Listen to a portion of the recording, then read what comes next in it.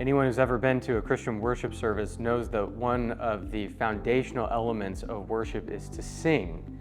But have you ever thought about why we do that? What is so elemental about singing? Why do we have to do that in worship?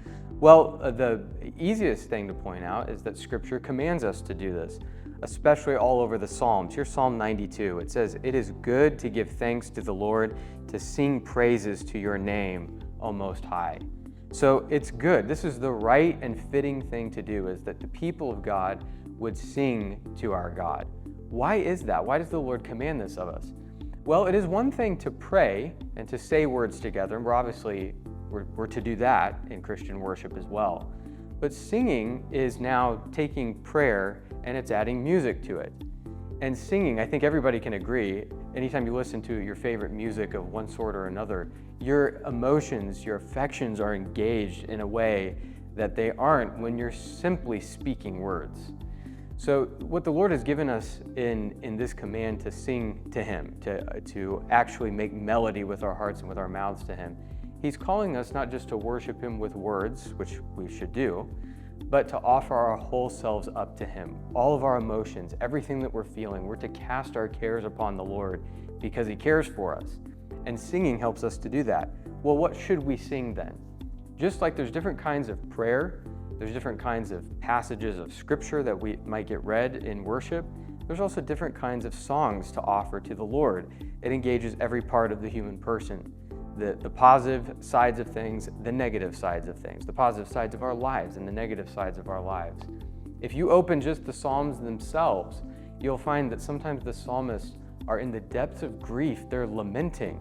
So these are called Psalms of Lamentation. We're meant to learn how to grieve over the sin that's in the world. We're meant to learn how to grieve over the sins in our own life.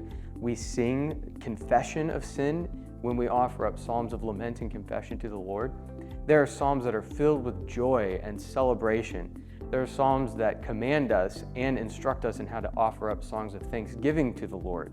So we should be singing in various directions toward God, whether it's grieving our sin, celebrating His work that He's done for us in Jesus Christ, thanking Him for who He is, naming Him, praising Him for His attributes and all the things that He's done for us. We ought to sing a lot of different kinds of songs. But we get a very specific instruction when we turn to Ephesians chapter 5, verse 19. The Apostle Paul says to sing psalms, hymns, and spiritual songs. Now, there's a lot that can be said, a lot that has been said about that phrase, but I want to focus on the fact that we are commanded to sing the Psalms. And that's got to be emphasized because that's fallen by the wayside, which is a terrible tragedy.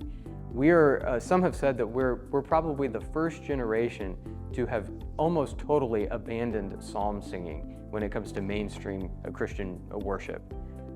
People don't realize that over the centuries and over the millennia, God's people have found ways to take up the Psalms and to sing them corporately. In our tradition, and here at Madison Reformed Church, we have what are called the metrical Psalms. It's just the Psalms that have been laid out poetically in English and set to tunes so that we can sing the words of Holy Scripture together. What happens when we do that?